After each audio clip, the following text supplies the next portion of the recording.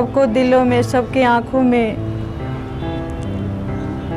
निर्भया है। मैं एक तो इस बात से बार बार कहूं कि हम जब बहस कर रहे हैं तो बहुत सारी चीजें छूट रही हैं, क्योंकि भारतीय राजनीति इतनी प्रतिभाशाली है कि रेप के खिलाफ खड़ा बिल बनाने बैठती है और सेक्स करने की सहमति की उम्र तय करके उठ जाती है, और हम लोग सोचते रहते हैं कि क्या बात कर रहे हैं।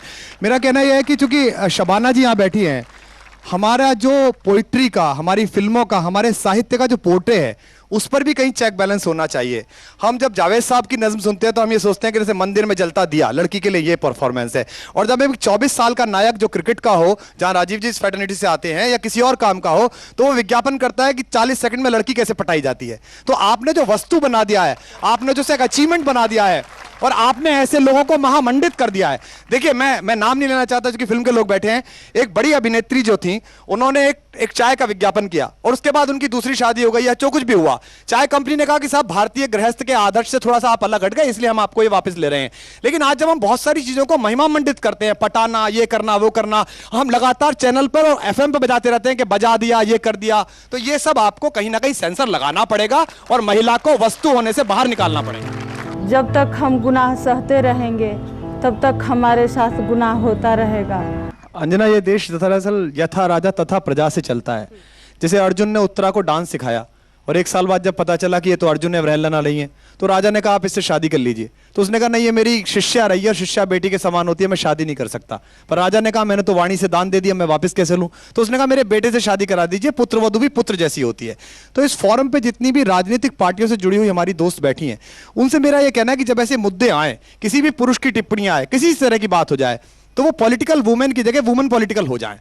वो ऐसा ना करें कि अपने वाली पार्टी पर चुप रह जाए, दूसरे वाली पार्टी पर बोल दें। उससे महिला को पता चल जाता है कि हम अकेले हैं, हम किसी के साथ नहीं हैं। इसलिए या तो राजा को बदलना पड़ेगा नीचे तक जाने के लिए। जहां तक ये ज्ञान की बात है कि नीचे से आदमी सुधरेगा, पशु से चला है, देवता बनना है, पुरुष कभी ऐसा ही रहेगा। अच्छे भी रहेंगे, बुरे भी रहेंगे। रावण हरण भी करके ले जाएगा, लेकिन ये दुख की बात है कि रावण जब हरण करके ले गया तो लंका में सीता सुरक्षित थी, लेकिन आज थाने में महिला सुरक्षित नहीं है।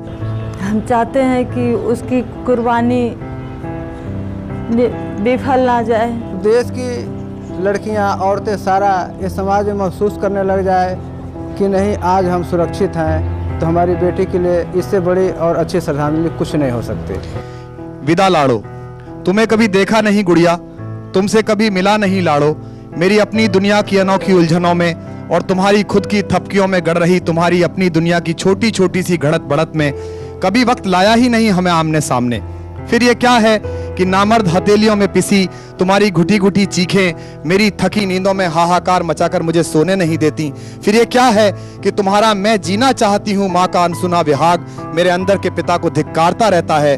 तुमसे माफी नहीं मांगता चिरैया, बस हो सके तो अगले जन्म मेरी बिटिया बनकर मेरे आंगन में हुलसना बच्चे, विधाता से छीनकर अपना सारा पुरुषार्थ लगा दूंगा तुम्हें भरोसा दिलाने में कि मर्द होने से पहले इंसान होता है असली पुरुष।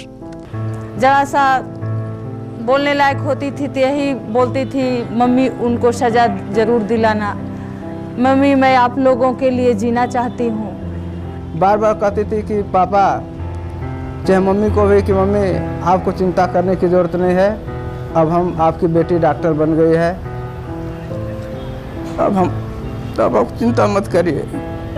इन्हीं शब्दों के साथ आज 16 दिसंबर को हम सब मिलकर निर्भया को दे रहे हैं श्रद्धांजलि, लेकिन इन शब्दों के साथ कि उसके दर्द को अपने अंदर जिंदा रखेंगे, तभी शायद बदलाव। भूलना नहीं है, 16 दिसंबर के बाद जब हम सड़कों पर निकले थे, हमने कहा था कि हम व्यवस्था को बदलेंगे। न सिर्फ कानून को, हमारी सोच को भी बदलना होगा। एक समाज के रूप में हमें अपने अंदर भी झांकने की हिम्मत दिखानी होगी।